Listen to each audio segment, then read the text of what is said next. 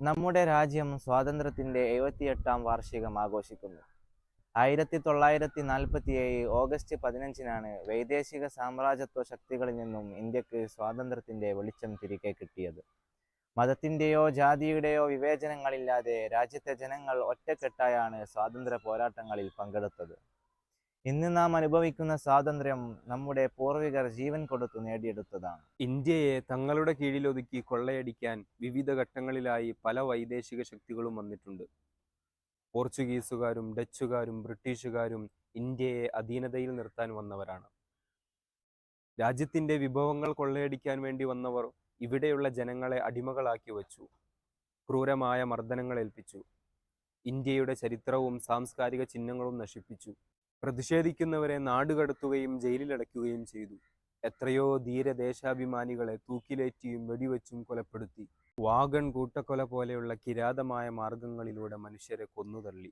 പക്ഷേ ജനിച്ച നാടിന്റെ സ്വാതന്ത്ര്യത്തിനു വേണ്ടി അവർ സമരത്തിന്റെ തീച്ചുളകളിലേക്ക് എടുത്തുചാടി. ഗാന്ധിജിയുടെയും മറ്റു നേതാക്കളുടെയും നേതൃത്വത്തിൽ ഇന്ത്യൻ ജനത സ്വാതന്ത്ര്യത്തിനു വേണ്ടി ധീരമായി പോരാടി.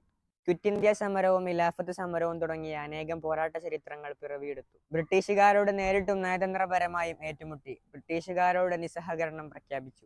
അവർക്ക് നികുതി കൊടുക്കില്ലെന്ന് ഉറപ്പിച്ചു പറഞ്ഞു. അവരുടെ ഭാഷയോട് പോലും ബഹിഷ്കരണം ഏർപ്പെടുത്തി. മലബാറിൽ വാര്യംകുന്നത്തിന്റെ നേതൃത്വത്തിൽ സമാന്തര ഭരണകൂടം വരെ സ്ഥാപിച്ച് സൈനിക മുന്നേറ്റം നടത്തി. ഇന്ത്യൻ സ്വാതന്ത്ര്യം ഒരൊറ്റ ദിവസത്തെ പോരാട്ടത്തിലൂടെ സംഭവിച്ച അത്ഭുതമല്ല, ഏതെങ്കിലും ഒരു വ്യക്തിയുടെ മികവിലൂടെ നേടിയതുമല്ല, മറിച്ച് ഇന്ത്യ എന്ന ആശയത്തിന് വേണ്ടി പടപൊരുതിയ മുഴുവൻ ജനങ്ങളുടെയും പ്രയത്നത്തിന്റെ ഫലമാണ്. അതിന് പതിറ്റാണ്ടുകളുടെ ത്യാഗത്തിന്റെ ചരിത്രമുണ്ട്.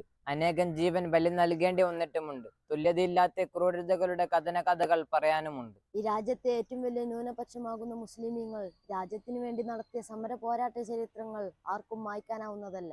കേവലം ബ്രിട്ടീഷുകാരിൽ നിന്ന് മാത്രമല്ല നമ്മുടെ രാജ്യം സ്വാതന്ത്ര്യം നേടിയത്. രാജ്യത്ത് ആദ്യമായി ബ്രിട്ടീഷുകാർക്കെതിരെയുള്ള പോരാട്ടം മതത്തിന്റെ ഭാഗമാണെന്ന് പ്രഖ്യാപിച്ചത് ദഹ്ലവിയാണ്.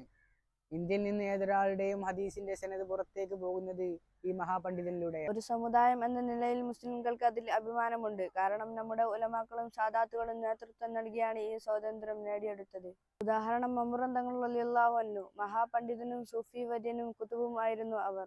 ആ മഹാൻ പൂക്കോട്ടൂർ സമരത്തിൽ പങ്കെടുത്തിട്ടുണ്ട്. ഉമർ ഖാലിയും സ്വാതന്ത്ര്യ സമരത്തിൽ പങ്കെടുത്തവരാണ്. അതുകൊണ്ട് സ്വാതന്ത്ര്യ ദിനാഘോഷം വിയർപ്പൊഴുക്കിയവന്റെ സന്തോഷമാണ്. രാജ്യസ്നേഹം ഹൃദയത്തിൽ അലയടിക്കണം. ഒത്തൊരുമയോടെ ജീവിക്കണം. ജയ് ഹിന്ദ്.